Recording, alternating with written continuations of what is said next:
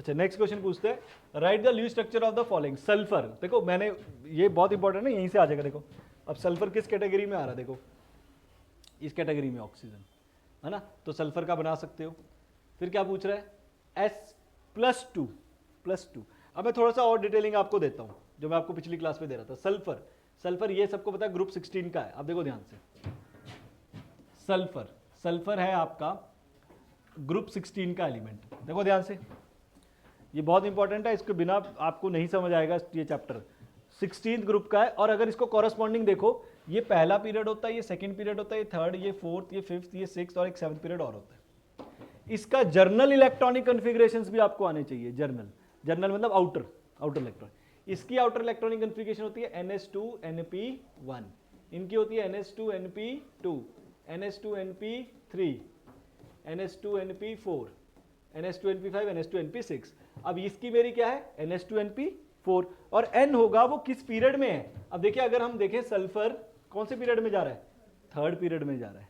तो अगर मुझे सल्फर का इलेक्ट्रॉनिक कन्फिग्रेशन लिखना है, journal outer electronic 3s2 3p4, ये लिखूंगा मैं 3s2 3p4 इसके लिए, राइट। अब उससे बेनिफिट क्या होगा, देखो ध्यान से। अब 3s2 3p4, अब उसने कहा सल्फर +2 का लिखो, तो 2 इलेक्ट्रॉन लूज करेगा, राइट। तो लूज करेगा इस वाले से ऑर्बिटल, तो यहां से 2 लूज करवा दो, कितने बचे 3s2 3p2। तो अब सल्फर +2 को आप ऐसे लिखोगे, 4 इसके आउटर मोस्ट में इलेक्ट्रॉन है, 1 2 3 4 ऐसे। अब मैंने ऐसे क्यों लिखा, 3s2 आपको पता है s ऑर्बिटल का एक बॉक्स होता है और p ऑर्बिटल के 3 बॉक्स होते हैं। तो s में कितने इलेक्ट्रॉन है, 2, p में कितने हैं, 2। तो ये 2 मैंने ऐसे लिखे अनपेयर्ड, और ये मैंने ऐसे लिखा हुआ लोन पेयर, ये वाला। चाहे आप ऐसे लिख लो, चाहे चारों इकट्ठे, जहां मर्जी लो, डजंट मैटर। ल्यूइस ऐसे नहीं कहता कि ऊपर नीचे जहां मर्जी लिख लो, कहता आगे पीछे लिख लो, जो मर्जी लो, कोई डजंट मैटर। नेक्स्ट देखो, अल्मीनियम +3। अब अल्मीनियम को देखो कहाँ, ये रहा अल्मीनियम, कहाँ पे है अगेन, ये थर्ड पीरियड में। थर्ड पीरियड में अल्मीनियम के कॉरस्पॉन्डिंग 3s2 3p1, तो अल्मीनियम होगा 3s2 3p1। और अल्मीनियम +3 कहता है, +3 मतलब तीनों इलेक्ट्रॉन लूज कर गया, तीनों लूज कर गया, तो क्या रह जाएगा, 0, कुछ भी नहीं बचा। मतलब इससे पहले जो बचेगा, अल्मीनियम से पहले कौन है, अल्मीनियम सारा 0 हो चुका। अल्मीनियम से पीछे नोबल गैस कौन सी है, नियॉन, तो बचेगा नियॉन। तो इसको आप कुछ नहीं लिख सकते, अल्मीनियम के आउटर मोस्ट नहीं है, तो आप इसको ऐसे ही छोड़ दोगे। और अगर और थोड़ा डिटेल में जाना है, तो आप अल्मीनियम का इलेक्ट्रॉनिक कन्फिग्रेशन लिख सकते हैं, 1s2 2s2 2p6 3s2 3p1, 2 4 10 12 13, 3 electron lose कर गया, तो देखो क्या बन गया, 1s2 2s2 2p6, 10 रह गए, नियॉन ही तो है ये, ओके। ऐसे लिखा जाता है, राइट। तो ये आपको समझ आ जाएगा। अब आते हैं ड्रॉ द ल्यूइस स्ट्रक्चर्स। अब आते हैं ड्रॉ, ल्यूइस स्ट्रक्चर कैसे ड्रॉ करते हैं, बेसिक चीजें हमें पता लग गई हैं। थ्योरी में मैंने आपको समझाया था, कुछ ल्यूइस स्ट्रक्चर मैंने थ्योरी में भी बनवाए थे, थोड़ा सा और समझते हैं। अब देखो ध्यान से, H2S एक होता है सेंट्रल एटम, और बाकी होते हैं उसके इर्द गिर्द वाले, राइट। सेंट्रल एटम मोस्टली वो होता है जो कम होता है, जिसकी नंबर्स कम होते हैं। अब H2S में S कम है, सल्फर, तो सल्फर को आप सेंटर में लगाओ, और जो ज्यादा है हाइड्रोजन, हाइड्रोजन आप साथ में लगा लो। अब हाइड्रोजन के पास तो एक ही इलेक्ट्रॉन होता है, हाइड्रोजन इज 1, तो उसका आउटर मोस्ट आप ऐसे लिख दोगे बस। ल्यूइस ने कहा था कि हाइड्रोजन डुप्लेट कंप्लीट करता है, बाकी सारे एलिमेंट 8 इलेक्ट्रॉन्स कंप्लीट करते हैं। अब सल्फर को देखते हैं, सल्फर दोबारा देखें, मैंने यहाँ पे बताया आपको सल्फर, सल्फर कैसा होता है, ऐसा होता है, ये 3s2 3p4, इस वाले में, इस कैटेगरी में सल्फर, यहाँ भी बनाया था मैंने को 3s2 3p4। तो अब सल्फर क्या करेगा, सल्फर का है 3s2 3p4। अब ध्यान से देखना, मेरी बात ध्यान से सुनना। p में मैक्सिमम कितने इलेक्ट्रॉन होते हैं, 6। अगर इसको 2 इलेक्ट्रॉन मिल जाए तो इसका ऑक्टेट कंप्लीट हो जाएगा, need 2 electron to complete octet, right. तो 2 इलेक्ट्रॉन का जरूरत है, तो वो क्या करेगा। अब देखो ये जो 3s2 है, ये 3s2 ऐसे है, और 3p4 ऐसे है, 1 2 3 4। हाँ, अब ध्यान से देखना, ये है लोन पेयर, 2 इकट्ठे वाले इलेक्ट्रॉन्स को लोन पेयर बोला जाता है, तो उसको मैंने ऐसे लिख दिया, हमेशा लोन पेयर इकट्ठे लिखा जाता है। और ये 2 कौन से हैं, unpaired, these are unpaired, this is lone pair, ये लोन पेयर है, तो लोन पेयर, अब दो अनपेयर्ड है उसको मैंने ऐसे मार्क कर दिया, ये रहा। अब सल्फर को कितने इलेक्ट्रॉन चाहिए थे? 2, तो उसने क्या करा, एक इसके साथ शेयर किया, एक इसके साथ शेयर किया। अब इसके देखो 8 पूरे हो गए, देखो 1 2 3 4 5 6 7 8 हो गया ऑक्टेट कंप्लीट। इस हाइड्रोजन के 2 पूरे हो गए क्योंकि हाइड्रोजन डुप्लेट कंप्लीट करता है। यही इसका ल्यूज डॉट स्ट्रक्चर है, बेसिक स्ट्रक्चर मैंने आपको बताया, बिल्कुल बेसिक। ऐसे ही बनते हैं सारे, बट थोड़ा स्पीड अप पे बनाने, इतना स्लो नहीं चलना है। नेक्स्ट देखते हैं SiCl4। SiCl4 अगेन सिलिकॉन सबसे कम है तो वो सेंट्रल एटम होगा, ठीक है जी। सिलिकॉन किस कैटेगरी में आता है देखते हैं, ये रहा। क्या है इसका, NH2 NP4, N क्या है 3, तो 3s2 3p4, 3s2 3p4। कितने इलेक्ट्रॉन की जरूरत है, 3p4 नहीं, 3s2 3p2 सॉरी 3p2। कितने इलेक्ट्रॉन की जरूरत है, 4 इलेक्ट्रॉन की जरूरत है, राइट। अब देखो ध्यान से देखना क्या होता है, ये 3s2 ऐसे है, 3p2 ऐसे है, राइट, ऐसी है। अब सिलिकॉन को कितने इलेक्ट्रॉन की जरूरत है, 4। हमेशा मैंने कहा था ल्यूज स्ट्रक्चर में बॉन्डिंग जो बनती है वो अनपेयर्ड इलेक्ट्रॉन से बनती है, ध्यान रखना इस बात का, अनपेयर्ड। ये अनपेयर्ड है, क्या ये अनपेयर्ड है, नहीं, ये पेयर्ड है। तो सिलिकॉन क्या करेगा, ये इसकी ग्राउंड स्टेट है, अलग आगे थ्योरीज में ये कई बार चेंज हो जाएगा, फिर ये एक्साइटेड स्टेट में जाएगा, ये अपने इलेक्ट्रॉन्स को अनपेयर्ड करेगा। क्या करेगा, यहां से, पर अनपेयर्ड वही कर पाएंगे जिनके आगे ऑर्बिटल खाली होता है, जैसे ये 3p है, ये 3s है, ये 3d है। 3d एग्जिस्ट करता है, इलेक्ट्रॉनिक कन्फिगरेशन देखिए 5 ऑर्बिटल होते हैं 3d में। ये क्या करेगा, ये वाले इलेक्ट्रॉन को यहां जंप करा देगा। खैर इसमें मुझे 3d की जरूरत नहीं थी, यहां से एक इलेक्ट्रॉन को इधर जंप करा देगा, ये वाले को खाली है ना। कितने अनपेयर्ड हो गए उसके पास, 4, 1 2 3 4, 4 अनपेयर्ड हो गए। और क्लोरीन कितने हैं यहाँ पे, 4। तो देखो कैसे बनेगा स्ट्रक्चर, सिलिकॉन ऐसे लिखेंगे और 4 अनपेयर्ड उसके ये रे। क्लोरीन अगर आप देखो यहां है, क्लोरीन के पास है NH2 NP5, ध्यान से देखना NH2 NP5। तो क्लोरीन जो है वो ऐसा है, क्लोरीन जो है 3s2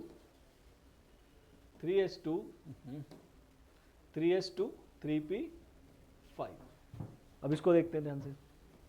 हर चीज के पीछे लॉजिक ऐसा नहीं है कि आपको हमने कहा कि आज से ये बनाना स्टार्ट कर दो तो आपने भी वही बनाना स्टार्ट कर दिए और रट्टे मारते गए, नहीं।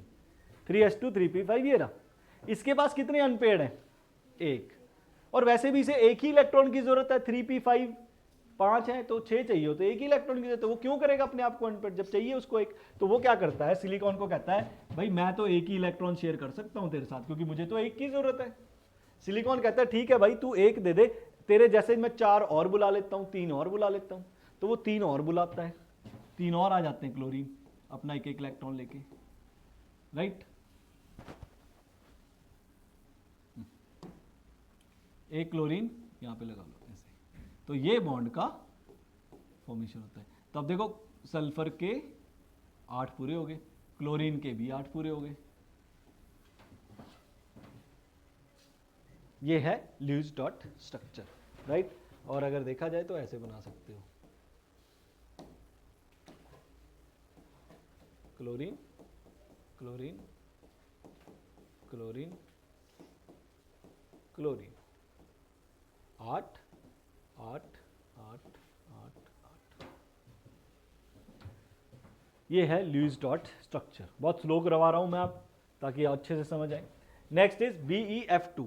अब ध्यान से देखते हैं BeF2। अब BeF2 को अगर आप देखो थर्ड पार्ट,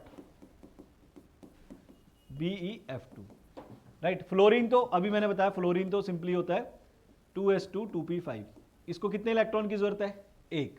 तो ये 1 की बात करें। बेरिलियम देखते हैं कहाँ है, बेरिलियम ये रहा बेरिलियम। बेरिलियम के आउटर मोस्ट पे कितने हैं, 2। इनका इलेक्ट्रॉनिक कन्फिगरेशन होता है NH2, राइट, NH2। कौन से ऑर्बिटल में है ये, 2 ऑर्बिटल में, राइट। तो क्या होगा देखते हैं। हाँ, बेरिलियम इज 2s2 2s2 का मतलब सिर्फ 2, लेकिन अनपेड तो है ही नहीं। क्या करेगा ये, 2s से अगला ऑर्बिटल कौन है, 2p। तो ये क्या करेगा, एक इलेक्ट्रॉन को p ऑर्बिटल में जंप करा देगा। हो गए 2 अनपेड, हो गए 2 अनपेड, हो गए 2 अनपेड। तो बेरिलियम क्या करेगा, 2 अनपेड ये रे, फ्लोरीन का एक एक आउटर मोस्ट में होता है। हेलोजन क्या, ये अब मैं रिडॉक्स में भी आपको समझाया होगा, बताया होगा कि जो हेलोजन है उनका वैलेंसी 1 होता है। तो जो वो वैलेंसी आपको बताया रिडॉक्स में, वही ये इनका आउटर मोस्ट इलेक्ट्रॉन लिखना है, वही चीज़ें हैं सारी जितनी मैंने बताई हैं। ये राइट बन गया। इसके तो 8 पूरे हो जाते हैं, 6 यहाँ पे होते हैं, इसके बाद 2 8 इसके पूरे हो जाते हैं इसके, लेकिन इसके 8 पूरे नहीं हैं। यही लिमिटेशन है, this is limitation of Lewis dot structure. Lewis dot structure की ये लिमिटेशन है कि BF2 में 8 पूरे नहीं है सेंट्रल एटम के, फिर भी इसका स्ट्रक्चर एग्जिस्ट करता है, ये मतलब है राइट। BF2 हो गया। उसके बाद हमारा एक और है CO3-2। CO3-2 तो मैंने आपको बना के दिखाया था, जो मैंने पहला लेक्चर आपको थ्योरी का दे रखा उसमें CO3 बना के दिखाया था मुझे। मैं इसका बना देता हूँ, CH मिथेनोइक एसिड का। इसका देखो HCOOH। वैसे तो जितने भी एल्डिहाइड कीटोन्स एसिड्स हैं उनका स्ट्रक्चर सीधा सीधा आपको लर्न होना चाहिए, वो आएगा ही आएगा आपको ऑर्गेनिक केमिस्ट्री में, पर फिर भी बना कैसे देखो। कार्बन, मैंने कहा था ऑक्सीजन और हाइड्रोजन जहाँ पे आ जाए ना मोस्टली इकट्ठे चलते हैं, तो ऑक्सीजन और हाइड्रोजन को एक साथ ले लो, एक ऑक्सीजन एक हाइड्रोजन, हाँ, और एक ऑक्सीजन एक हाइड्रोजन, ये ऐसे चलना है। अब देखो कार्बन के आउटर मोस्ट में होते हैं 4, ये ले, हाइड्रोजन के आउटर मोस्ट में होता है 1, तो इसने अपना डुप्लेट कंप्लीट कर लिया जी, क्लोज। ऑक्सीजन के आउटर मोस्ट में होते हैं 6, ऐसे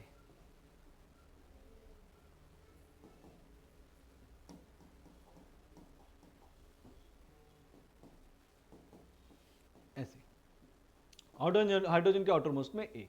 देखो ध्यान से, इसका डुप्लेट कंप्लीट हो गया, इसका भी ऑक्टेट कंप्लीट हो गया। देखो 1 2 3 4 5 6 7 8, देखो ऑक्सीजन का पूरा, इसका भी पूरा हो गया, इसका भी हो गया। कार्बन का पूरा नहीं हुआ अभी, कार्बन का 1 2 3 4 5 6 ही है।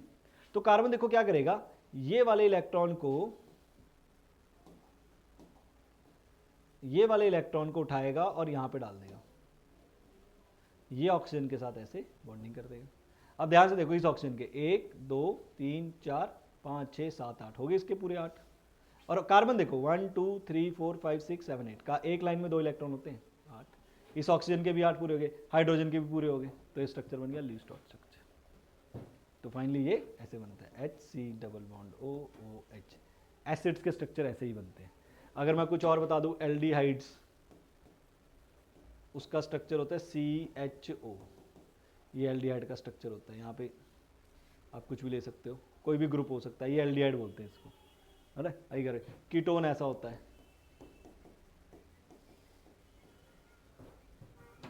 राइट। ये है ल्यूइस डॉट स्ट्रक्चर, मैंने आपको बना। कार्बोनेट का इंपॉर्टेंट है, रेजोनेंस भी इसका इंपॉर्टेंट है, वो मैंने आपको थ्योरी में भी करवा दिया था, वो जरूरी है। ये चीज़ बहुत इंपॉर्टेंट है, इसकी प्रैक्टिस बहुत जरूर करो, नहीं समझ आए दोबारा करो, पूछो। ये समझ आ गया, चैप्टर समझ आ गया, इसका मतलब राइट। डिफाइन ऑक्टेट रूल, ये आपको मैंने बता रखा था, ऑक्टेट रूल किसे कहते हैं, स्टार्टिंग में बताया था 8 इलेक्ट्रॉन कंप्लीट होने चाहिए राइट। और हाइड्रोजन के केस में डुप्लेट कंप्लीट होना चाहिए।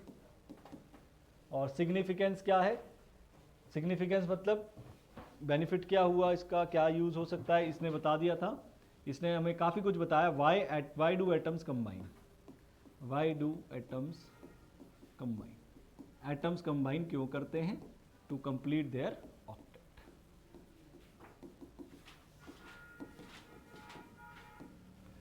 लिमिटेशन क्या थी, लिमिटेशन अगर आपको याद हो, एक्सपेंडेड ऑक्टेट याद है। कुछ ऐसे मॉलिक्यूल हैं, एक्सपेंडेड ऑक्टेट, कुछ ऐसे मॉलिक्यूल हैं जिनका ऑक्टेट कंप्लीट 8 से ज़्यादा है पर फिर भी एग्जिस्ट करता है, जैसे PF5, ये बताया था मैंने। इसमें 8 से ज़्यादा इलेक्ट्रॉन है, 10 हैं, फिर भी ऑक्टेट पर एग्जिस्ट करता है, पर ऑक्टेट रूल ने नहीं कहा था। और नो लेस देन 8 इलेक्ट्रॉन, ये भी था ना, लेस देन 8 इलेक्ट्रॉन, जैसे BF2। ऑक्टेट 8 नहीं है पूरे बी में बेरिलियम के, अभी बताया 4 ही है ना, 4 ही तो है, 2 4 पर फिर भी एग्जिस्ट करता है, राइट। और ऑड इलेक्ट्रॉन मॉलिक्यूल ये भी बताया था, NO ऑड इलेक्ट्रॉन, 7 इलेक्ट्रॉन है ऑड इलेक्ट्रॉन मॉलिक्यूल, राइट। और क्या बताया था, शेप्स के बारे में नहीं बताता हमें, ये शेप्स के बारे में कोई आइडिया नहीं है ल्यूस का, तो ये इसकी लिमिट है। हाँ, एक था आपका नोबल गैसेस भी बॉन्ड बनाती हैं, जैसे जेनॉन फ्लोराइड ये फॉर्मेशन करती है, पर ऑक्टेट ने कहा था नोबल गैसेस नहीं बॉन्ड बनाती, तो ये these are the some of the limitation, right. Right the favourite factor that formation of ionic bond. Ionic bond के लिए पहला फेवरेट फैक्टर है कि जो कैटायन बनेगा उसकी लो आयोनाइजेशन एंथैल्पी होनी चाहिए, लो आयोनाइजेशन एंथैल्पी। देखो कैटायन आयनिक बॉन्ड ऐसे बताया था मैंने आपको, सोडियम लूज करता है तो इसे बोलते हैं कैटायन, इसे बोलते हैं कैटायन। तो ये जो कैटायन बन रहा है इसका आयोनाइजेशन एंथैल्पी कम होना चाहिए, और आयोनाइजेशन एंथैल्पी किसे कहते हैं, एनर्जी रिलीज्ड या amount of energy required, amount of energy required to remove electron. इस इलेक्ट्रॉन को निकालने के लिए जितना एनर्जी चाहिए होगा उसको कहते हैं आयोनाइजेशन एंथैल्पी। वो क्या होनी चाहिए, कम, ताकि आसानी से इलेक्ट्रॉन निकल जाए, ज़्यादा जोर लगाना ना पड़े। सेकेंड, जो एनायन बन रहा है उसकी हाईली नेगेटिव होनी चाहिए electron gain enthalpy, electron gain enthalpy. क्यों, अब जब ये लूज करेगा तो क्लोरीन एक इलेक्ट्रॉन गेन करता है, इसे कहते हैं एनायन। अब ये एनायन आसानी से इलेक्ट्रॉन गेन कर ले उसे कहते हैं हाईली नेगेटिव, ये होना चाहिए। उसके बाद तीसरी कंडीशन, जो लैटिस बनेगा, लैटिस एंथैल्पी, वो हाई होनी चाहिए, ताकि जो ये दोनों आपस में बॉन्ड बना, देखो नेगेटिव पॉजिटिव आगे दोनों आपस में क्लोज आएंगे एंड दे मेक बॉन्ड। इसे इसका जो ढांचा बनेगा ऐसा कुछ होता है, राइट, ऐसे ढांचा बनेगा, ये लैटिस है, इसे ढांचा कहते हैं लैटिस। ये लैटिस हाई होनी चाहिए ताकि ये टूटे ना, दोबारा से बैक टू ना चल जाए। तो these are the 3 favourable condition to make a bond ionic, right, favourable conditions. Discuss the shape of the following with the VSEPR theory. अब वेस्पर थ्योरी ने क्या कहा था, वैसे मैंने वो पिछली थ्योरी में आपको चार्ट दिखाया था उसका, उसमें भी आप समझ सकते थे, और अभी मैं दोबारा बता देता हूं। जो पहले हमारे पास 2 केसेस हैं, पहले 3 केसेस हैं रादर, ये विदाउट लोन पेयर है। तो उन विदाउट लोन पेयर बॉन्ड हो, लोन पेयर ना हो तो क्या स्ट्रक्चर हो, तो वो आपको मिनिमम याद होना चाहिए। देखो एक एक करके करते हैं। अब बेरिलियम क्लोराइड मैंने पीछे बनाया था, ये था बेरिलियम क्लोराइड। सबसे पहले आपको पता होना चाहिए कि इसमें लोन पेयर है या नहीं। कई शॉर्टकट्स हैं मार्केट में मतलब बुक में कई शॉर्टकट्स हैं, पर मैं शॉर्टकट्स पे नहीं जाता, क्योंकि थ्योरेटिकल तो चैप्टर उस पर मैं शॉर्टकट मारूँ, शॉर्टकट तो मैं न्यूमेरिकल्स पे मारूँ ना, बड़ी बड़ी कैलकुलेशन पे मारूँ। यहाँ तो जब हर चीज़ में एक्सेप्शंस आ जाती हैं तो मैं क्यों शॉर्टकट मारना है। तो मैंने आपको बार बार कहा था कि हम चलेंगे प्रोसीजर से, हमें कैसे पता लगेगा इसमें लोन पेयर है या नहीं। तो उसके लिए क्या करेंगे, मैंने अभी आपको पीछे टेबल दिखाया था बेरिलियम का, राइट। अगर आपको टेबल याद है तो होना ही चाहिए, नहीं तो क्लासिफिकेशन वाला चैप्टर तो होना ही नहीं है। बेरिलियम इज 1s2 2s2, यही होता है बेरिलियम। ये आउटर मोस्ट है तो मुझे इसकी जरूरत नहीं होती, सिर्फ मुझे इसकी जरूरत है। तो 2s2 ये रहा मेरा, अभी बताया मैंने जस्ट, और अगला खाली है 2p, तो एक इलेक्ट्रॉन आगे जंप कर जाता है। अच्छा याद करना, जंप तभी करेगा जब अगर वो बॉन्ड, जितने उसे बॉन्ड बनाने हैं, अब क्लोरीन यहाँ पे 2 बैठे थे तो उसको 2 बॉन्ड बनाने थे, इसलिए उसने खाली करा, अपने एक जंप कराया। अब ये 2 इलेक्ट्रॉन क्लोरीन के 2 बॉन्ड के साथ, क्लोरीन था हमारा, देखो अगर मैं क्लोरीन बनाऊं 3s2 3p5, ये 3s2 है, 1 2 3 4 5, इसके साथ ये बॉन्ड बना लेगा। एक और क्लोरीन होगा 3s2 3 5, ये रहा, ये वाला बॉन्ड इसके साथ बना लेगा। तो दोनों बॉन्ड बचे, क्या बेरिलियम के पास कोई लोन पेयर बचा? लोन पेयर मतलब 2 इलेक्ट्रॉन बचे हैं जो बॉन्ड नहीं बना रहे कहीं, सबने तो बॉन्ड बना लिया, इसने भी बना लिया, इसे खाली पड़ा बाकी तो सारा। इसका मतलब बेरिलियम क्लोराइड में ऐसे बना स्ट्रक्चर और नो लोन पेयर, कोई लोन पेयर नहीं है। और बॉन्ड पेयर कितने हैं? 2 बॉन्ड पेयर। तो ये स्ट्रक्चर कुछ ऐसा है, ऐसे खड़ा हुआ है ऐसे, ना ऊपर लोन पेयर है ना नीचे लोन पेयर है, ना सिर्फ बॉन्ड बने हुए हैं 2, राइट। तो अभी मैंने आपको बताया था, वेस्पर थ्योरी ने कहा था valence shell electron pair repulsion. तो रिपल्शन तो होगा नहीं कहीं पे क्योंकि लोन पेयर है नहीं, सिर्फ इनमें रिपल्शन होना है। तो इसको बोलते हैं लीनियर स्ट्रक्चर। लीनियर मतलब 180 डिग्री सीधा जो होता है वो 180, लीनियर इक्वेशन, सीधी लाइन, लीनियर। और एंगल होता है इसके बीच में 180 डिग्री। लेकिन कंडीशन ये है, no lone pair, 1 bond 2 bond pair, right. ऐसे। अब सेकंड केस देखते हैं, BCl3 बोरोन, राइट। बोरोन का मैंने आपको बताया था 2s2 2p1, बेरिलियम के अगला ही है 5, 2s2 आउटर मोस्ट लिख रहा हूं मैं, पूरी नहीं लिख रहा, अदरवाइज 1s2 है। तो ये रहा 1 है 2s2, ये रहा 2p1। अब इसने कितने बॉन्ड बनाने हैं? 3। तो 3 अनपेड होने जरूरी हैं। तो वो क्या करेगा, एक इलेक्ट्रॉन को जंप करा देगा यहाँ पे, जाओ जी आप जंप करो, यहाँ जंप हो गए। अब 3 साथ में क्लोरीन बैठे हैं, वो तीनों इसके साथ बॉन्ड फॉर्मेशन कर लेंगे। इसका मतलब बोरोन के साथ 3 बॉन्ड फॉर्मेशन हुआ, और जिसमें कि कोई भी बॉन्ड पेयर नहीं है, लोन पेयर नहीं है, सॉरी बॉन्ड पेयर नहीं, लोन पेयर नहीं है। देखो लोन पेयर बचा यहाँ पे कोई बोरोन का, कोई है नहीं है ना। तो बोरोन कुछ 3 क्लोरीन के साथ ऐसे बॉन्ड बनाए। तो इसका मतलब नो लोन पेयर, कोई भी लोन पेयर नहीं है भैया आपके पास, 3 बॉन्ड पेयर हैं बस। तो ऐसे स्ट्रक्चर को बोलते हैं ट्रायगोनल प्लेनर, क्योंकि ट्रायगोनल है, ट्रायगोनल फॉर्मेशन हो रहा है, और प्लेन है मतलब एक ही प्लेन में होता है ये। तो इसका एंगल होता है 120 डिग्री सारे, राइट। ये इंपॉर्टेंट है, ये याद होना चाहिए, उसी के बेसिस पे आप स्ट्रक्चर बना सकते हो, कोई लॉजिक नहीं चला सकते अपना ही। और वो कैसे पता लगेगा? स्ट्रक्चर बनाने के बाद। सिलिकॉन क्लोराइड, अब सिलिकॉन को देखते हैं। सिलिकॉन कौन से में है? कार्बन के नीचे कार्बन है, इसका होता है 3s2 3p4, 6 होते हैं आफ्टर मोस्ट, 3p4। अब कितने, अब देखो अगर आप इसको बनाते हो 3s2, ये रहा 3p4, 1 2 3 4, ये रहा। अब सिलिकॉन के कितने चाहिए अनपेड? 4, क्योंकि 4 बॉन्ड बना रहे हैं। यहाँ पे अनपेड कितने हैं? सिर्फ 2। तो ये क्या करेगा सिलिकॉन, 3s2 3p है ना, 3d को लेके आएगा, भाई साहब आप आओ, ये 3d को यूज करेगा बॉन्ड बनाने के लिए, 3d का यूज करेगा वो। तो वो क्या करेगा, ये ऐसे ही रहने दो 3s2 वाले को, यहां से एक इलेक्ट्रॉन को जंप कराएगा, कहां पे? यहां पे, राइट। अब कितने अनपेड हो गए उसके पास? 4 अनपेड हो गए, राइट। सिलिकॉन का अगर नहीं दिमाग ध्यान में आ रहा तो यहां देख सकते हो, देखो, अरे ये रहा NS2 NP2, हाँ मैंने गलत लिख दिया, 4, चेक कर लो, NS2 NP2,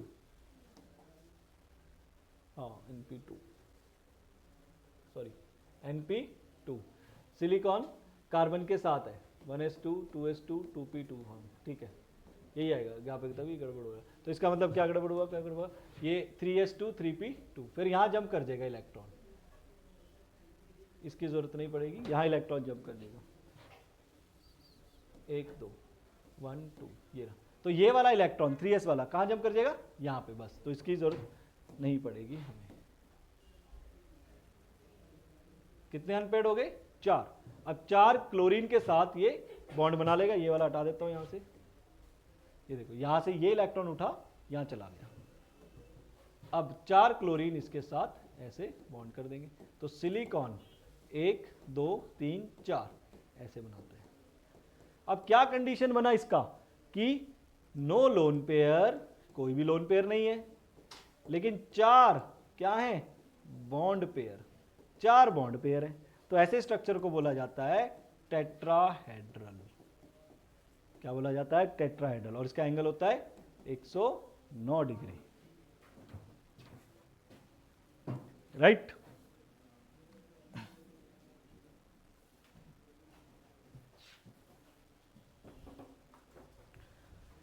अब अगर आप देखें नेक्स्ट इज AsF5। देखो AS आपका यहां पे है, ये रहा, राइट। क्या है? NH2NP3। और कौन से में है ये? 4th ग्रुप में, तो 4s2 4p3। तो 4s2 4p3 AsF5। AsF5, तो 4s2 4p3।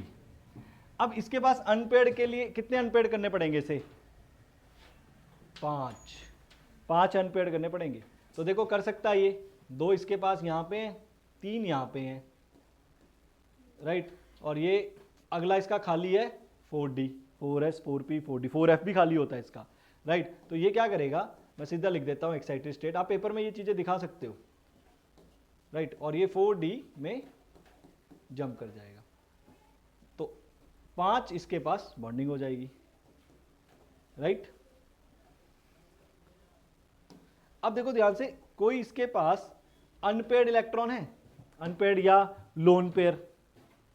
देखो लोन पेयर कोई है इसके पास? नहीं है ना, तो ये सीधा 5 बॉन्ड बना लेगा ऐसे। और जैसे हम बना रहे हैं वैसे ही आपको बनाना पड़ेगा, क्योंकि ये ऐसा, ये कोई बोलेगा ये ऐसे ही क्यों बनाया आपने, भी 5 लाइनें ऐसे ही क्यों मारी है, टेढ़ी मेढ़ी आड़ी टेढ़ी मार दो। नहीं, the reason is VSEPR theory. VSEPR ने कहा था वो एक दूसरे से इतने दूरी पे है जहां पे उन्हें कम से कम रिपल्शन फील हो रहा है, इसलिए उनका स्ट्रक्चर ऐसा है, राइट। तो इसे हम बोलते हैं ट्रायगोनल। अब देखो इसमें क्या है, नो लोन पेयर, कोई लोन पेयर नहीं है, और बॉन्ड कितने हैं? 5 बॉन्ड, तो इसको बोलते हैं ट्रायगोनल बायपिरामिडल।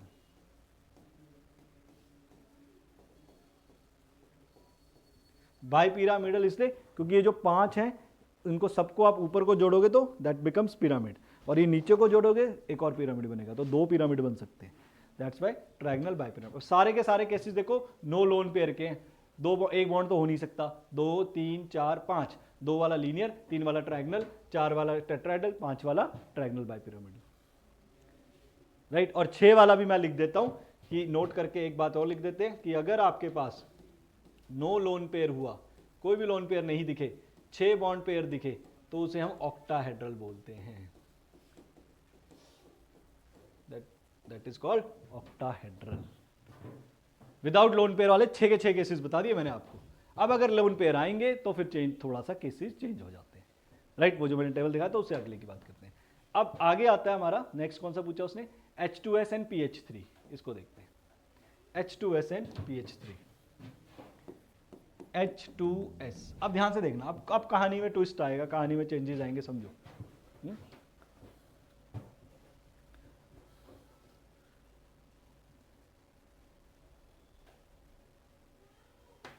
H2S। अब देखिए सल्फर पे आते हैं दोबारा। Sulphur is 3s2 3p4, 3s2 3p4। अब ध्यान से देखें, सल्फर को कितने बॉन्ड बनाने हैं हाइड्रोजन के साथ? 2, तो उसे अनपेड कितने चाहिए होंगे? 2। तो वो अपने आप को अनपेड क्यों करेगा बाकियों को? 2 अनपेड ऑलरेडी है तो सही, कुछ नहीं करेगा। हाँ यहाँ पे 2 लोन, तो ये केस आ गया 2 लोन पेयर और 2 बॉन्ड पेयर। तो कुछ देखो ऐसा होगा, सल्फर और 2 लोन पेयर इसके ये रे, और 2 बॉन्ड ये हाइड्रोजन के साथ है, ये रिपल्शन फील करेंगे, ऐसे रिपल्शन फील करेंगे, राइट। तो अब इनका जो ज्योमेट्री है, ज्योमेट्री तो इसको ना बैलून दिखाते हैं, ज्योमेट्री तो टेट्राहेड्रल ही है, क्योंकि 2 लोन पेयर भी ऐसे ही लाइन ही है, लोन पेयर भी एक लाइन है, लोन पेयर 2 लोन पेयर ऐसे खड़े हुए हैं और 2 बॉन्ड पेयर नीचे हैं, तो ज्योमेट्री तो टेट्राहेड्रल ही है, लेकिन शेप में बदलाव आ जाएगा। शेप में होगा क्या, ये रिपल्शन होगी, ये यहाँ पे क्या होगा, रिपल्शन, जिसके कारण वो क्या करेंगे, ये जो H बॉन्ड सीधे होने चाहिए थे अब वो नीचे हो जाएंगे, तो ये शेप जो बन जाएगी बेंट बन जाएगी या वी शेप बन जाएगी, बेंट हो जाएगी। अब आपसे कोई पूछेगा भाई बेंट क्यों हो गया ये, वाई बेंट, राइट, तो रीजन दोगे आप ये बॉन्ड पेयर रिपल्शन के कारण ये बेंट हो गया। अब एंगल भी इसका रिड्यूस हो गया, पहले इसका एंगल टेट्राहेड्रल फॉर्म 109 होना था, अब ये कुछ 104 पॉइंट समथिंग हो जाता है, 105 पॉइंट 104.5 है, 104.5 यस। लोन नहीं बॉन्ड सॉरी, हाँ सॉरी, लोन पेयर यहाँ पे लोन पेयर आएगा, यहाँ पे लोन पेयर रिपल्शन डेड हो गया। कोई पूछेगा एंगल क्यों रिड्यूस हो गया, रिपल्शन के कारण, और क्या कारण है। ये केस सेम है, सेम इसका एग्जाम्पल है, same for H2O, same example है इसका। एक ऊपर केस था PH3,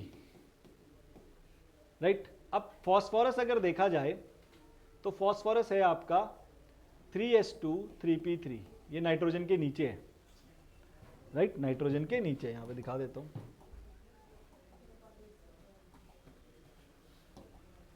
ये वाला, ये रहा NS2 NP3 और N इस केस में है 3, तो 3s2 3p3,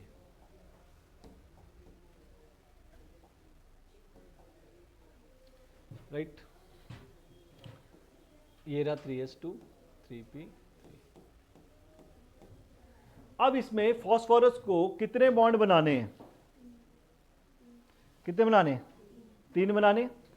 तो क्या वो अनपेड करना चाहेगा अपने आप को, नहीं, क्यों करेगा अनपेड, यार जरूरत ही नहीं है ना। तो वो क्या करेगा, 3 बॉन्ड पेयर ऐसे बना देगा, और जिसमें एक क्या है यहाँ पे लोन पेयर, तो ये हो गया 1 लोन पेयर और 3 बॉन्ड पेयर। तो ऐसी शेप होती है पिरामिड, पिरामिड शेप होती है जिसमें ये काम होता है। अब देखिए, ऑल्दो कहते हैं NH3 and water molecules are distorted tetrahedral, पहले बोलते हैं डिस्टॉर्टेड क्यों बोल रहा है और टेट्राहेड्रल क्यों बोल रहा है, ये समझते हैं। Nitrogen is 2s2 2p3, right. अब एक ध्यान से देखना, एक बहुत इंपॉर्टेंट बात बताता हूं इसमें मैं, ये नाइट्रोजन है 2s 2p, हाइड्रोजन कितने हैं, 3 बॉन्ड बनाने, 3 अनपेड है। वैसे भी जो नाइट्रोजन है वो अपने इस इलेक्ट्रॉन को आगे भेज नहीं सकता, क्यों, क्योंकि 2s 2p 2d तो होता ही नहीं, तो इसमें वो ऐसे भी एक्साइटमेंट होगी नहीं इलेक्ट्रॉन की। तो नाइट्रो जो ऐसे केसेस होते हैं उसमें लोन पेयर कल्ला ही बैठा होता है, मतलब जितने भी ऊपर वाले केसेस है, फर्स्ट ग्रुप सेकंड ग्रुप है, boron carbon nitrogen oxygen fluorine, ये सारे ये अपने इलेक्ट्रॉन को एक्साइट नहीं करा सकते, याद रखना, क्योंकि इनके पास है ही नहीं ऑर्बिटल, खाली होता ही नहीं इनका। अब नाइट्रोजन के 3 अनपेड ये रहे और एक लोन पेयर ये रहा, 3 हाइड्रोजन ऐसे बॉन्ड बना लेंगे। अब वो टेट्राहेड्रल पता क्यों बोल रहा है, क्योंकि जो ज्योमेट्री होती है वो लोन पेयर को भी एज अ बॉन्ड समझती है। तो समझो लोन पेयर ऊपर खड़ा हुआ है ऐसे, 3 बॉन्ड नीचे बने हुए हैं, तो 3 और 1 4 वाला क्या होता है, टेट्राहेड्रल ही तो होता है, तो इसलिए वो बोल रहा है टेट्राहेड्रल। अब डिस्टॉर्टेड क्यों बोल रहा है, क्योंकि एक्चुअल में तो टेट्राहेड्रल है नहीं। क्या होगा, जो लोन पेयर होगा वो बॉन्ड पेयर को धक्का मारेगा, ये लोन पेयर है, इनको धक्का मारेगा, जिसके कारण ये क्या हो जाएगा, डिस्टॉर्ट, खराब हो जाएगा, इसलिए कहा डिस्टॉर्टेड टेट्राहेड्रल। वाटर को देखते हैं, वाटर का तो स्ट्रक्चर मैंने अभी आपको बनाया था, H2S का बनाया था ना, सेम है ये रहा। अब ये भी तो टेट्राहेड्रल ही है, 2 लोन पेयर ऐसे खड़े हुए हैं, 2 बॉन्ड पेयर ऐसे हैं, तो टेट्रा ही तो है, लेकिन डिस्टॉर्टेड क्यों है, क्योंकि ये रिपल्शन के कारण उसको धक्का मार देगा, तो डिस्टॉर्टेड हो गए। तो उसने कहा although the geometries are distort, bond angle in water is less than that of ammonia. अगर ये सिंपल टेट्राहेड्रल स्ट्रक्चर होते, चारों बॉन्ड होते, तो 109 डिग्री एंगल होता, लेकिन इसने इसको धक्का मारा जिसके कारण एंगल 107 पॉइंट समथिंग हो गया, राइट। और इसने और धक्का मारा क्योंकि यहां पे 2 लोन पेयर हैं, जिसके कारण एंगल 104.5 हो गया। तो इसमें छोटा है, इसमें बड़ा है, वो यही क्वेश्चन पूछ रहा है, why bond angle in water is less than, why, because why lone pair repulsion in water is more than lone pair bond pair repulsion in NH3। यहां पे लोन पेयर और बॉन्ड पेयर का repulsion हो रहा है, और यहां पे लोन पेयर यहां पे ये भी हो रहा है, बट ये रिपल्शन ज्यादा होता है वेस्पर थ्योरी के अकॉर्डिंग। यही कहते हैं ना वेस्पर थ्योरी कि लोन पेयर का रिपल्शन सबसे ज्यादा, लोन पेयर बॉन्ड पेयर का फिर, और सबसे कम बॉन्ड पेयर बॉन्ड पेयर का। तो यही आंसर है और इंपॉर्टेंट क्वेश्चन है, पूछेगा जरूर, आता भी है। राइट, फर्स्ट टर्म के एग्जाम्स हैं तो डेफिनेटली आते हैं। अगला भी कुछ ऐसा ही, चलो ये तो simple. How do you express bond length in terms of bond order? Bond order is directly proportional to bond length. जितना ज्यादा बॉन्ड ऑर्डर होगा उतनी लेंथ स्ट्रॉन्ग। बॉन्ड ऑर्डर क्या होता है? Number of bonds. Bond length क्या होती है? ये बॉन्ड लेंथ। एन में 3 बॉन्ड है, इसमें 1 बॉन्ड है, तो N2 का बॉन्ड स्ट्रॉन्ग होगा H2 से। Bond order is number of bonds. Defined bond length, आप बॉन्ड लेंथ को आप ये कह सकते हो, that is the distance between 2 nuclei atom, half of distance between 2 nuclei bonded atom. इसके हाफ के डिस्टेंस को बोला जाता है बॉन्ड लेंथ। इनका हाफ कर दो, 2 बॉन्डेड एटम्स हैं, उनके डिस्टेंस को हाफ किया जाए, दैट इज बॉन्ड लेंथ। नहीं पूछेगा, वैसी चीजें 2-4 है। Explain the important aspect of resonance with reference to carbonate ion. Carbonate ion का मैंने आपको रेजोनेंस स्ट्रक्चर उसका बताया था, थ्योरी के आप वीडियो देखें, उसमें मैंने आपको ये बताया था ये। तो उसमें बस आपको एक इसका रेजोनेंस स्ट्रक्चर ही बनाना है। रेजोनेंस मैंने बताया था कि why the bond double bond with this only oxygen atom, why not with the other? तो it can goes with other, it can make bond with other.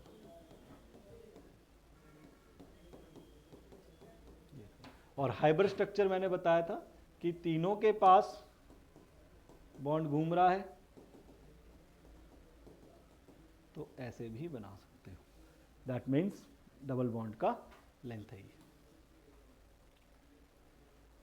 Right, इससे पहले एक क्वेश्चन देखते हैं। रेजोनेटिंग स्ट्रक्चर्स इसके हम बना सकते हैं पहले। राइट, देखो ये रेजोनेंस के बारे में पूछ रहा है, लेकिन उससे ये इसको करने से पहले आपके रेजोनेटिंग स्ट्रक्चर्स देख लेते हैं इसके, then you come to know कि अच्छा वो उसका आंसर क्या हो सकता है। अब SO3 का स्ट्रक्चर बनाते हैं। पहले हमने सिंपल SO3 का स्ट्रक्चर बनाना, ध्यान से देखना। सल्फर 3s2 3p4, 3s2 ये रहे एंड 3p4। राइट, अब ध्यान से देखें, ध्यान से समझना इसको। ऑक्सीजन कितने हैं? 3, तो इसको 3 अनपेड करने पड़ेंगे। लेकिन अगर आप देखो, नो डाउट इसके पास आगे 3s है, 3p है, 3d भी है, लेकिन ये अगर अनपेड कर देगा तो 4 अनपेड हो जाएंगे।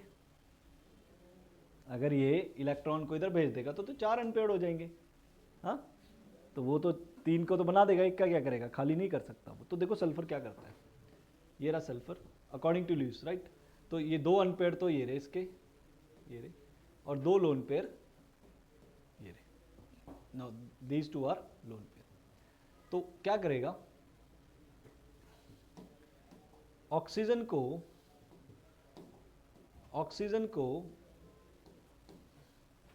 S3O ये रहे, राइट, 2 लोन पेयर ये रहे और 2 अनपेड ये रहे।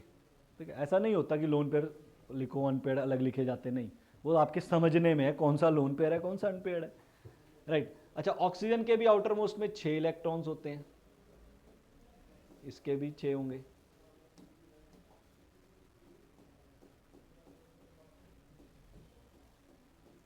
इसके भी 6 होंगे। अब ये बॉन्डिंग क्या करेगा, पहले ये 2 अनपेयर, हमेशा बॉन्ड अनपेयर से बनता है।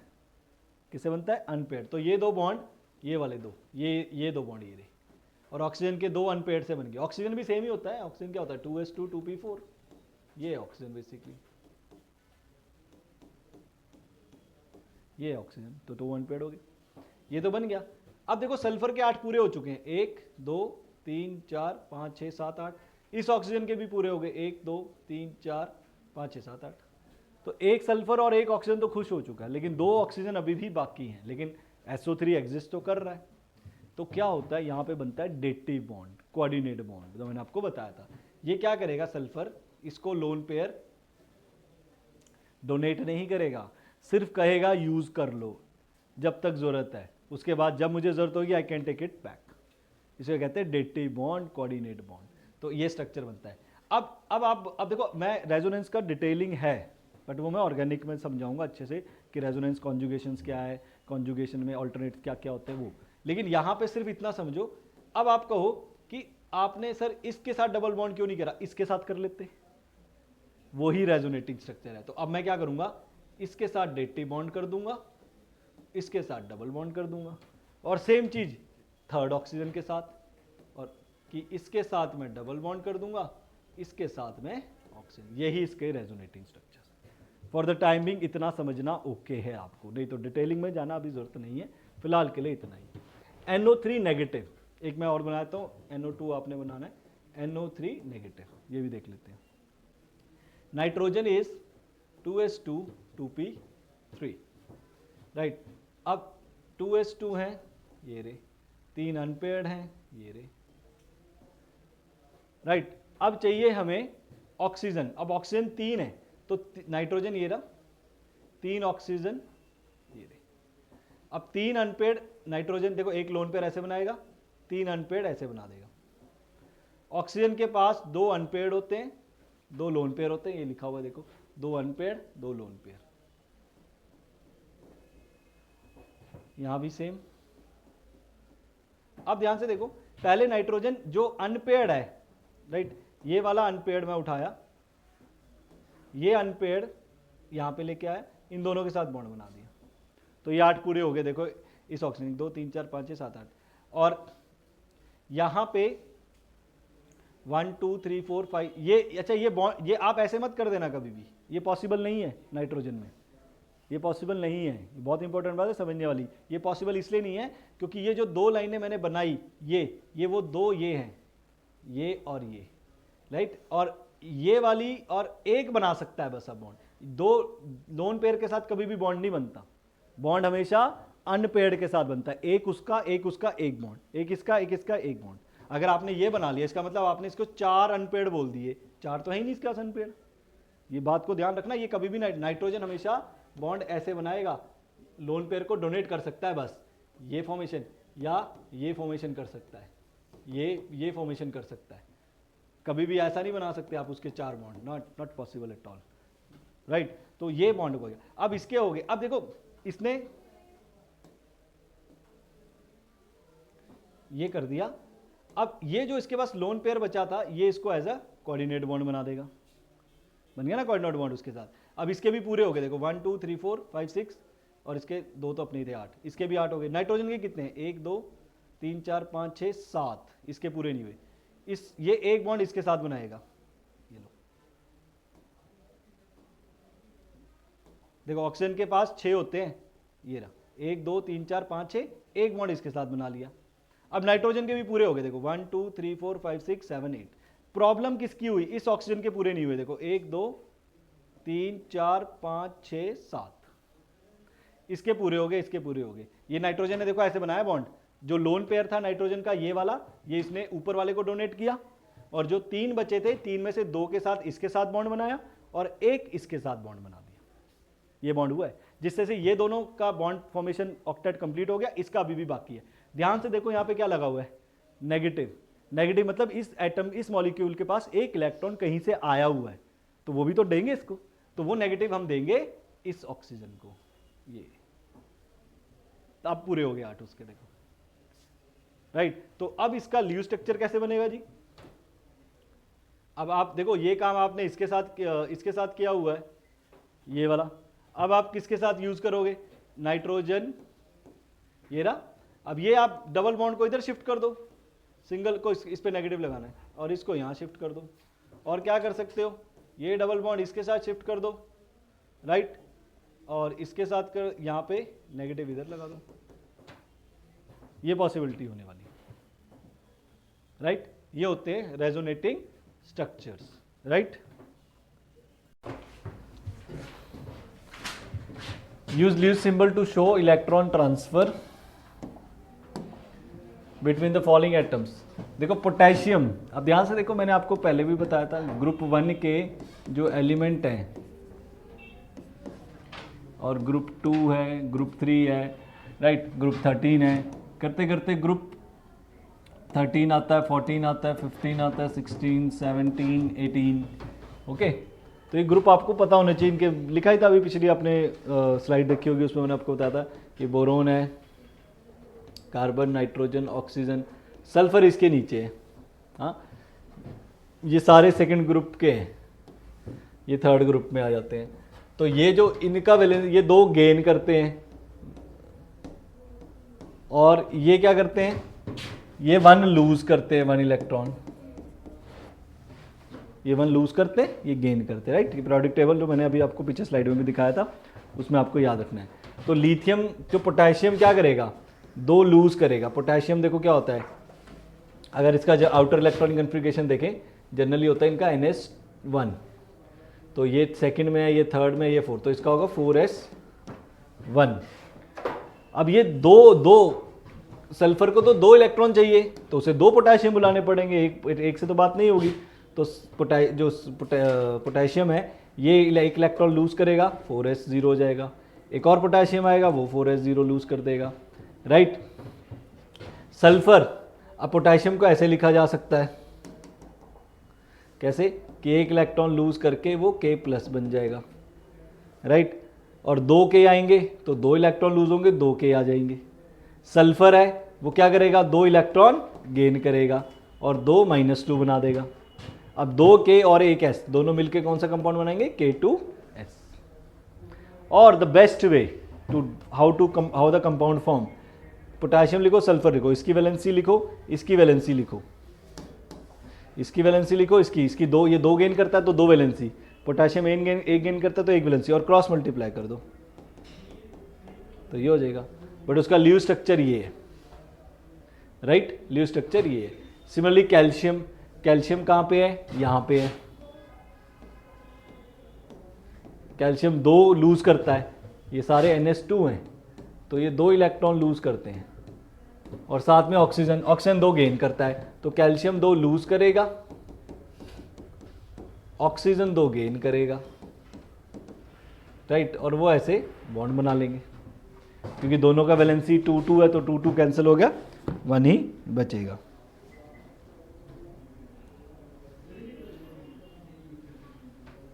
राइट। और ल्यूज सिंबल में आप अगर ऐसे भी लिखा जाता है, 2K प्लस, सल्फर के पास 8 इलेक्ट्रॉन आ जाएंगे 2 गेन करने के बाद, ऐसे। ल्यूज सिंबल लिखना है तो ऐसे लिखना है आपने, अरे ल्यूज सिंबल अगर आपने लिखना है तो ऐसे लिखना है -2, ये ओके। तो ये फॉर्म बना देंगे K2S।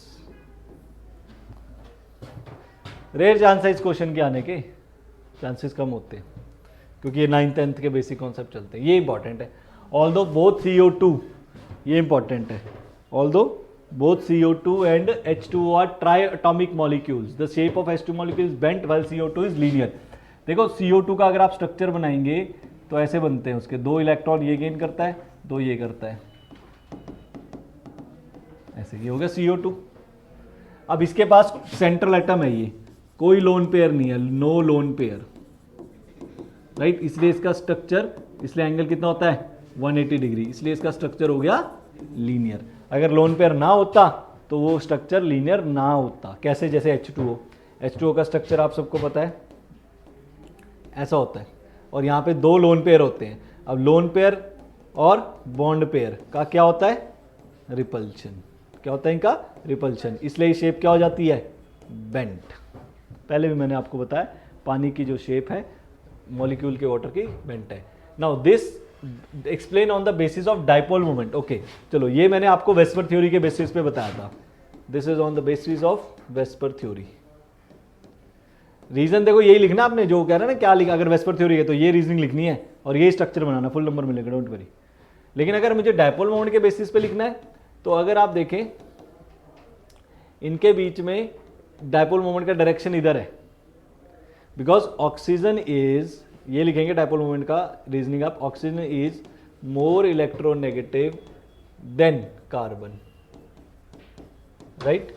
therefore direction of dipole moment is towards oxygen, right। but there are two oxygen present. There are two oxygen present on opposite sides. Opposite side of what? Opposite sides of carbon. The presence of oxygen on both the side of carbon makes the dipole moment cancel each other.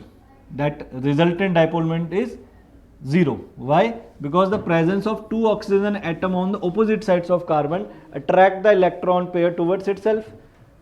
Right? जो oxygen है वो इधर एक electron इधर को खींचेगा, एक इधर को खींचेगा, बट वही बात है ना, there are two oxygen on opposites of carbon that are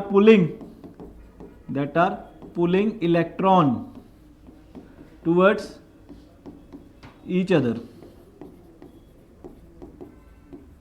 है ना, towards each other, and therefore net dipole moment is 0. Net dipole moment is 0 and structure is linear.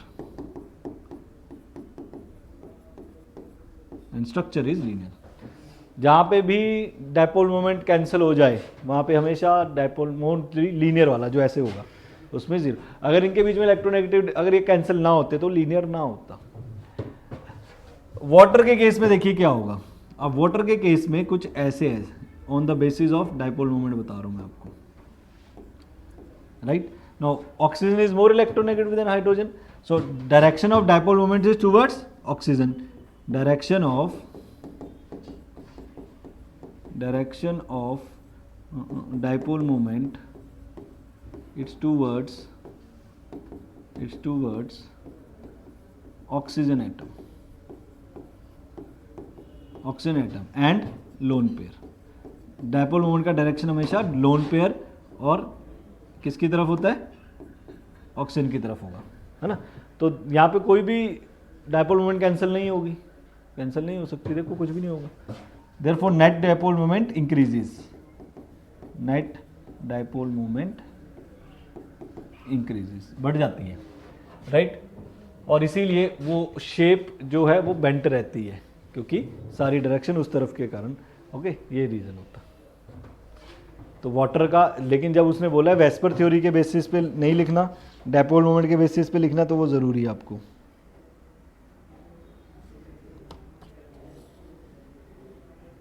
Right और एक बात और लिख सकते हैं, अगर इसका डायपोल मोमेंट कैंसिल नहीं हो रहा तो OH बॉन्ड होगा नॉट इन स्ट्रेट लाइन,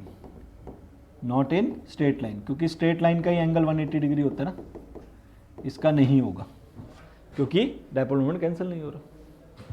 ये ऐसी वर्डिंग लिखनी है आपने टेक्निकली.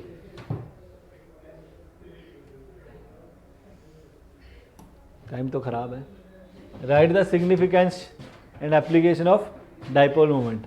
डायपोल मोमेंट आपको क्या बताती है? सबसे पहले ये आपको बताती है आयनिक करैक्टर. कोई बॉन्ड में आयनिक करैक्टर कितना, ionic character present in covalent bond. Covalent bond में आयनिक करैक्टर कितना है, सबसे पहले डायपोल मोमेंट. डायपोल मोमेंट है क्या? वो यही है कि dipole moment basically gives information about the ionic character in covalent bond. Covalent bond में आयनिक करैक्टर कितना है उसके बारे में हमें डायपोल मोमेंट बताती है. राइट और एप्लीकेशन है इसका.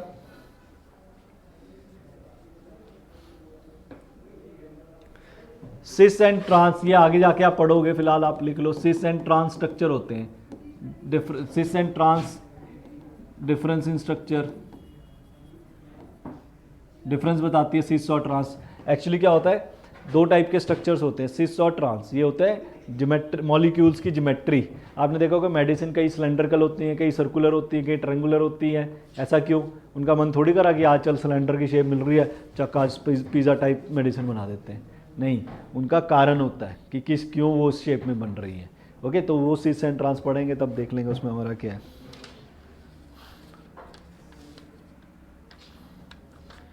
डिटरमाइन टू हेल्प इन, हाँ ये भी आपको बताता है डिटरमाइंड इन हेल्प. डिटरमाइंड या आप ये कह लो कि it determine the polarity of bonds. Polarity मतलब पोलर कितना है. पोलर मतलब ना कि उस पर प्लस माइनस का चार्ज कितना है. ये अच्छा, ये हमें बताता है ऑर्थो पैरा मेटा आइसोमर्स के बारे में। ये भी आप पढ़ोगे ऑर्गेनिक केमिस्ट्री में। जैसे एक स्ट्रक्चर मैं बताऊं, ये होता है बेंजीन, ये होता है फिनोल, ये फिनोल का स्ट्रक्चर है। इसके यहाँ पे कोई ग्रुप लगा हो गया, मान लीजिए कोई भी ग्रुप लगा, मान लो नाइट्रो लगा, तो ये मेटा पोजीशन पे लगा है, ऑर्थो पोजीशन पे लगा है। फिर अगर कोई मैंने ऐसे लगा दिया, मान लीजिए मैंने ऐसे लगा दिया, ये ऑर्थो, ये मेटा पोजीशन है। और अगर फिर मैंने ऐसे लगा दिया तो ये पैरा पोजीशन है। ओम प्रकाश याद रखो, Om Prakash, ortho Meta para. लेकिन ये होगा जब दो बंदे दो होंगे, कल्ला नहीं होता कोई भी। मैं कहता हूँ आपके एडजस्टेंट कौन बैठा है, तो हम आपको बैठा होना चाहिए ना। अकेला बंदा एडजस्टेंट हो सकता है किसी के? नहीं, दो होना जरूरी है। तो ये ऑर्थो पोजीशन है, ये मेटा, ये पैरा।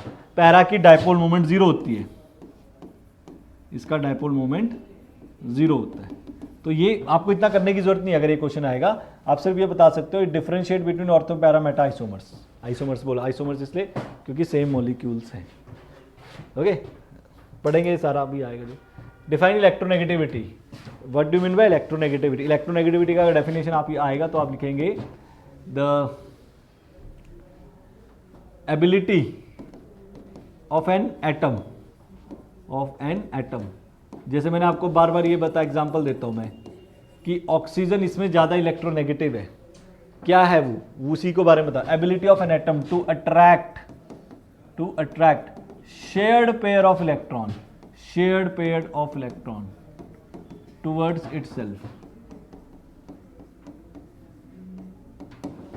अपनी तरफ इलेक्ट्रॉन को खींचने की जो एबिलिटी है किसी एटम की, उसे कहा जाता है इलेक्ट्रोनेगेटिविटी। यही आएगा। और ये आपको याद रखना है, मैंने आपको था ट्रेंड याद रखना है। ये ऑर्डर लिखना आपने, first of cold and bring in some caps, hats and pants. This is the order of electronegativity. सबसे ज़्यादा इलेक्ट्रोनेगेटिव फ्लोरीन होता है, ये याद रखना पड़ेगा आपको। How does it differ from electron gain enthalpy? अब इलेक्ट्रॉन गेन एंथैल्पी क्या था? एंथैल्पी गेन से याद रखो ना, गेन चाहिए, क्या चाहिए? Electron gain. तो किसका गेन होना चाहिए? इलेक्ट्रॉन का, राइट। तो amount of energy released when an atom is added, कभी when an electron is added, non atom, when an electron is added, कभी भी कोई एटम में इलेक्ट्रॉन ऐड किया जाता है तो हमेशा एनर्जी रिलीज होती है। Amount of energy released when an electron is added to an isolated gaseous atom, किसी भी गैसियस एटम में इलेक्ट्रॉन को ऐड करने पर जो एनर्जी रिलीज होती है उसे हम बोलते हैं energy released when an electron is added to an isolated gaseous atom. Covalent bond, ध्यान से देखो, covalent bond define with a suitable example. Polar covalent bond, देखो सबसे पहले आप लिखेंगे, देखो मैं बस डायग्राम फॉर्मेशन करता हूं, आप उसको फिर अपनी वर्डिंग में लिख लेंगे। कोवलेंट बॉन्ड दो टाइप के होते हैं, नॉन पोलर और second is polar, right. Non polar वो होंगे जिनमें no electronegativity difference, no electronegativity difference between atoms, कोई डिफरेंस नहीं होगा, मतलब नो या लो इलेक्ट्रोनेगेटिविटी डिफरेंस। जैसे कि CH4 है ना, CH4 कार्बन 4 हाइड्रोजन है, तो ये पोलर नहीं है, नॉन पोलर। कार्बन और हाइड्रोजन एक दूसरे के इलेक्ट्रॉन नहीं खींच सकते, तो उसे हम नॉन पोलर बोलेंगे। और पोलर वो होगा there is a large difference between, there is appreciable difference between, या चलो लार्ज ही लिख लो, एप्रिशिएबल क्या लिखना है, large electronegativity difference between atoms, for example जैसे पानी का, बस ऐसे आपने इसको मेंशन करना है, वेरी इंपॉर्टेंट। अभी वाले क्वेश्चन में देखिए, arrange the bonds in order of increasing ionic character. देखो आयनिक करैक्टर, प्लीज ध्यान से देखिए, आयनिक करैक्टर के लिए आपने एक ये बात याद रखनी है, जितना ज्यादा आयनिक करैक्टर होगा लैटिस एनर्जी उतनी ज्यादा होती है। ये ध्यान रखना, कभी भी लैटिस के बारे में पूछे तो डायरेक्ट होता है, inversely proportional to size of atom, inversely proportional to size, जितना साइज छोटा होगा उतना एनर्जी ज्यादा, उतना आयनिक करैक्टर ज्यादा होगा।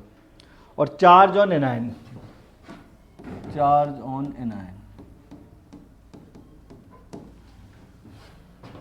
एक मैंने आपको बताया था स्मॉल कैटायन लार्ज एनायन, ये चीजें बताई थी।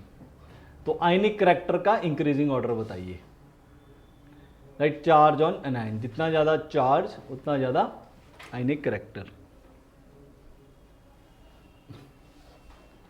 तो इसमें जो सबसे ज्यादा अगर आप देखें, आपसे पूछता है अरेंज द बॉन्ड इंक्रीजिंग और इंक्रीजिंग आयनिक करैक्टर, सबसे ज्यादा स्ट्रॉन्ग आयनिक बॉन्ड, वो पहले इनमें सबसे पहले वो पहचानिए जो सिर्फ आयनिक है, pure ionic.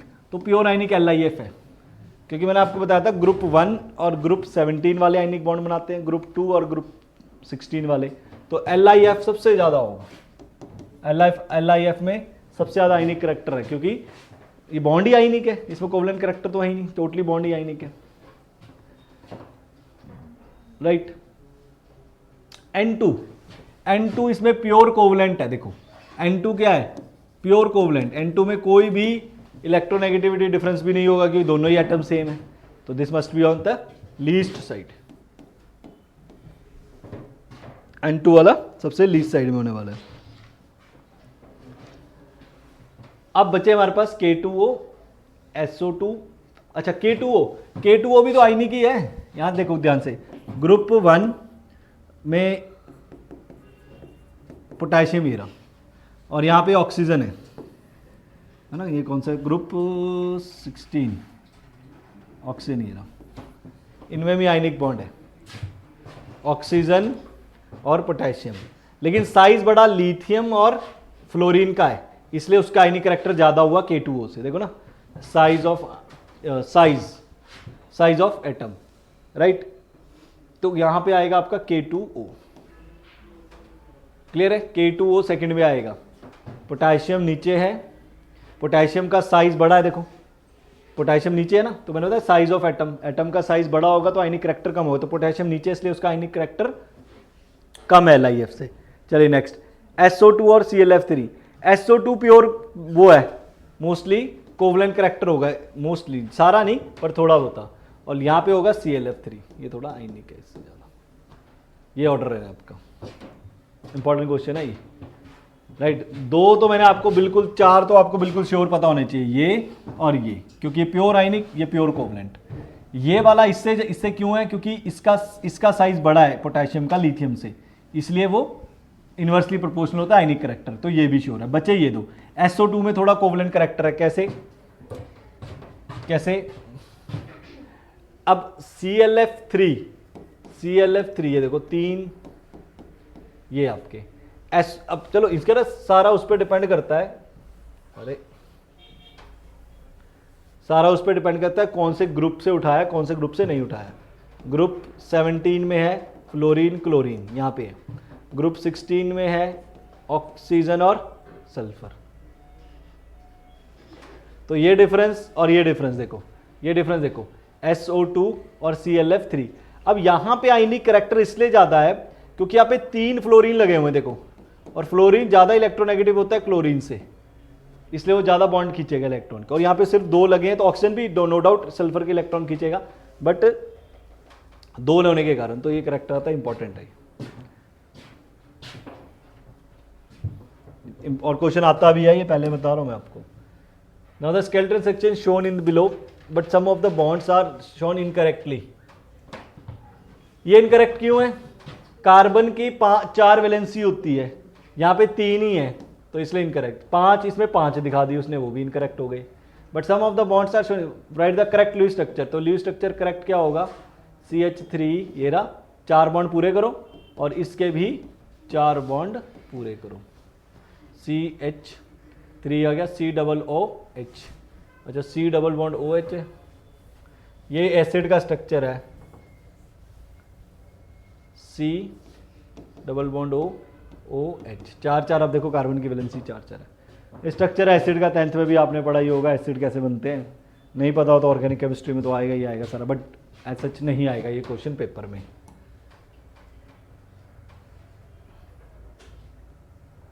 CH4 apart from tetrahedral geometry another possible geometry is square planar.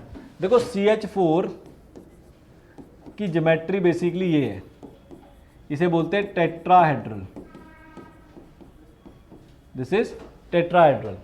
But कहता है ये भी तो हो सकती है स्क्वायर प्लेनर, इसे स्क्वायर प्लेनर कहते हैं ऐसे। तो कहते हैं ये भी तो हो सकती है square planar. Apart from tetrahedral geometry, इसकी कौन सी ज्योमेट्री है, स्क्वायर प्लेनर भी हो सकती है। कहता है ऑन द बेसिस ऑफ, आप बताइए किसके बेसिस पे बताना हमने,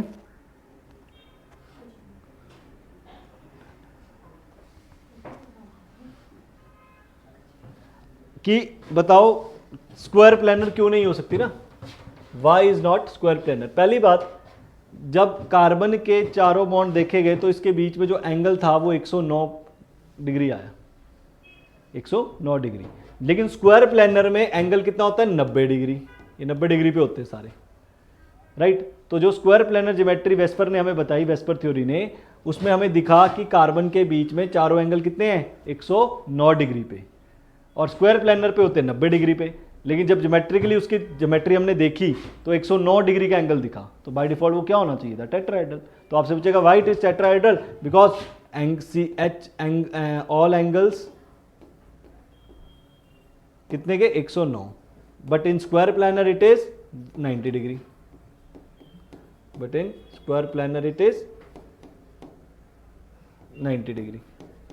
जब 90 डिग्री नहीं है, 109 है, तो बाय डिफॉल्ट वो टेट्राहेड्रल। कोई आप भी पूछेगा टेट्राहेड्रल क्यों, 2-3 रीजन होते हैं मेनली, 2-3 भी सारे लिख दो। एक तो एंगल पता होने चाहिए आपको स्टैंडर्ड, जो मैंने बताया थे, लीनियर में 180 डिग्री, 3 वाले में ट्रायंगल प्लेनर, 4 वाले में टेट्राहेड्रल, राइट। तो अगर बोलेगा टेट्राहेड्रल क्यों, ऐसा क्यों नहीं है, तो बस आप एंगल लिख दो कि उसका एंगल होता है। रिपल्शंस लिख दो कि इस पे वो मैक्सिमम रिपल्शन पे खड़े हुए हैं, राइट। ये इंपॉर्टेंट है, तो उतार लो। एक्सप्लेन वाई BeH मॉलिक्यूल है जीरो डायपोल मोमेंट। ध्यान से देखो, बेरिलियम हाइड्राइड, बेरिलियम हाइड्राइड, देखो इधर, अब देखो इसका जीरो डायपोल मोमेंट क्यों है, although BeH bonds are polar, right. अब देखो डायपोल मोमेंट, हाँ डायपोल, बेरिलियम जो है वो हाइड्रोजन के साथ बॉन्डिंग कर रहा है, ओके, और हाइड्रोजन जो है वो बेरिलियम से ज़्यादा इलेक्ट्रोनेगेटिव है, राइट। तो वो क्या करता है, इसके इलेक्ट्रॉन अपनी तरफ खींचेगा, तो डायपोल मोमेंट का डायरेक्शन इधर होगा, इस डायपोल मोमेंट का डायरेक्शन इधर होगा, तो नेट डायपोल मोमेंट क्या होगी, कैंसल, नेट डायपोल मोमेंट क्या होगी, 0, राइट। देखो बॉन्ड्स पोलर हैं, BeH बॉन्ड पोलर क्यों है, क्योंकि हाइड्रोजन जो है वो मोर इलेक्ट्रोनेगेटिव है देन बेरिलियम, राइट, पुल इलेक्ट्रॉन टूवर्ड्स इटसेल्फ, अपनी तरफ को इलेक्ट्रॉन खींचेगा, therefore bonds polar. But net dipole moment is 0, क्यों, क्योंकि वो कैंसिल कर देंगे ना एक दूसरे को, because opposite moments cancel each other, opposite moments cancel each other। आई बात समझ है ना, वो एक दूसरे को पुल कर रहे हैं ना, जिसके कारण कैंसिल कर रहे हैं। तो इंपॉर्टेंट क्वेश्चन है, आ सकता है, बहुत इंपॉर्टेंट क्वेश्चन है। Which out of this higher dipole moment, देखो NH3 का स्ट्रक्चर ऐसा है ये, और NF3 का स्ट्रक्चर ऐसा है ये। अब ध्यान से देखना, डायपोल मोमेंट का डायरेक्शन किस तरफ है, हाइड्रोजन की तरफ और लोन पेयर की तरफ। इधर है फ्लोरीन की तरफ और इधर है लोन पेयर की तरफ। देखो पहले तो यहां पे देखते हैं, इसमें इन NH3 में all direction of dipole moment is towards lone pair, किस तरफ है? Towards lone pair. NF3 में क्या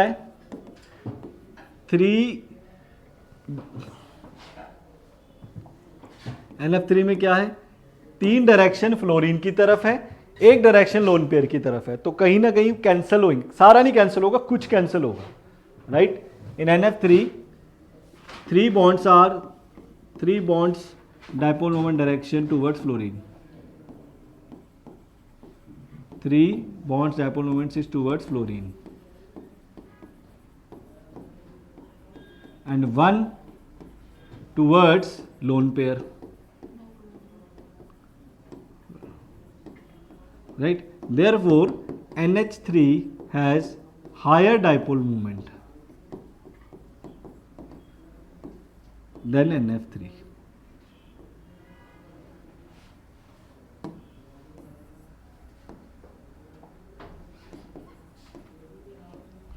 NF3 से ज्यादा, क्योंकि NH3 में सारी NH3 N की तरफ जा रही है, लोन पेयर की तरफ जा रही है। NF3 में कुछ नीचे जा रही है, कुछ ऊपर जा रही है, एक फ्लोरीन, तो इसलिए वो कैंसिल हो जाएंगी, तो लिटिल बिट कम हो जाएगा एज कंपेयर टू दिस। बहुत इंपॉर्टेंट क्वेश्चन है ये। What is mean by hybridisation of atomic orbital? ये नोट कर लीजिए आप। What do you mean by hybridisation? देखो अब इसमें आपने क्या क्या लिखना है। हाइब्रिड मैंने पिछले आपको वीडियो में इसका बता रखा था, intermixing of atomic orbitals. Intermixing of atomic orbitals को बोलते हैं hybridization of nearly same energy, same energy के इंटरमिक्सिंग ऑर्बिटल। टाइप कौन सी होती है? SS, right. SS hybridization, sorry SP hybridization, SP2, SP3, SP3D, SP3D2, DSP2, ये भी बोल सकते हो। ये हाइब्रिडाइजेशन होती है। ये कब बनती है? जब 1s और 1p का ऑर्बिटल मिक्स होता है। ये 1s 2p ऑर्बिटल मिक्स होता है। ये 1s 3p के ऑर्बिटल मिक्स होते हैं। 1s 3p और 1d। ये 1s 3p 2d, ऐसे, राइट। इनको बोलते हैं हाइब्रिडाइजेशन की टाइप्स। इसका एग्जांपल क्या है? SP का एग्जांपल है